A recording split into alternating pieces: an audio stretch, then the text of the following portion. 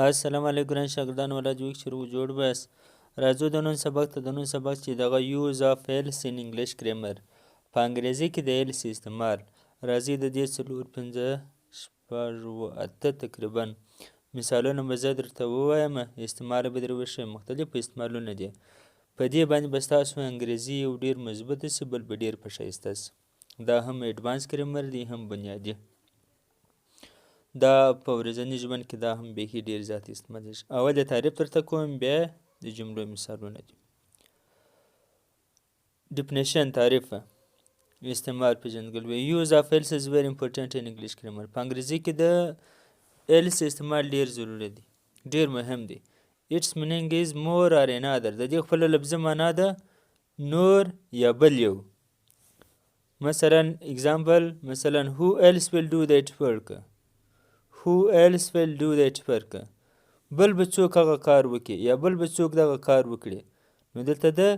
ایلس معنا د نور یا بل نو راځي دا رقم نور واته نور مثالونه هم درته ووایم استعمالونه I will go somewhere else I will go somewhere else زه به یو بل ځای ته ولاړ شم What else do you want What else do you want بل څه شی غواړې You cannot do it. Somebody else needs to do it. ته دا نشې کولی یو بل چا ته اړتیا ده چې دا وکړي I do not like this place. I would go somewhere else. زما دا ځای نه دی خوښ زه غواړم بل ځای ته ولاړ شم زه به بل ځای ته ولاړ شم I do not like chicken. Do you have anything else to eat? زه چرګ نه خوښوم یا زما چرګ نه دی خوښ یا مې نه خوښیږي آیا بل شی د خوړو لپاره شته آیا د خوړو لپاره بل شی لري anybody else بل څوک anybody else would like to ask question anybody else would like to ask a question آیا بل څوک غواړي چې پوښتنه وکړي بل څوک شته چې پوښتنه وکړي nobody else left the room except Ali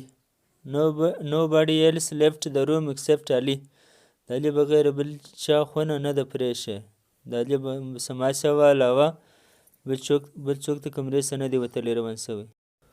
nothing else بل شی نشته یا بل شی نه بل هېڅ شی نه what else نور څه شی where else بل کوم ځای when else بیا کله او you are wearing somebody else's coat You are wearing somebody else's coat. تا د بل چا کوټ اغوستی دلته د ایلس څخه وروسته هغه کم او ایس غواړي هغه یې پوسټراپ ورته وایي دغه ورسره ولګوي You are wearing somebody else's coat. اوس نو دغه جملې تاسو په انګریزي کې واړوئ په کمنټ کې ولیکئ که چیرې دا جملې تاسو سم واړوئ ترجمه کې وژباړئ نو بیا د دې څه دا معلومیږي چې ستاسو په دې باندې سر خلاص دی په دې ګرامر او ستاسو په انګریزي کې تاسو تکړه یاست زما وریجې نه دي خوښې زه به بل شی وخورم یو دا جمله واړوئ ترجمه به کړئ په انګلیش کې که زه ستا مرسته نه وکړم نو بل څوک ستاسې مرسته نو بل څوک به ستاسې مرسته وکړي یوه دومه جمله به دا په انګریزي کې واړوئ په کمنټ کې ولیکئ مننه ګران شاګردانو دا زموږ د نن سبق چې هغه د ایلس د استعمال په باره کې و د په انګریزي ګرامر کې د ایلس استعمال دا هم ایډوانس هم بنیادي ګرامر ولو چې ډېر زیات په دې باندې هم انګریزي مضبوطیږي هم به ښایسته کیږي لکه په سلاطه کې چې رقم شیان وایي چې داسې رقم ګرامر زده کړې بیا به ډېر ښایسته ستا انګلیش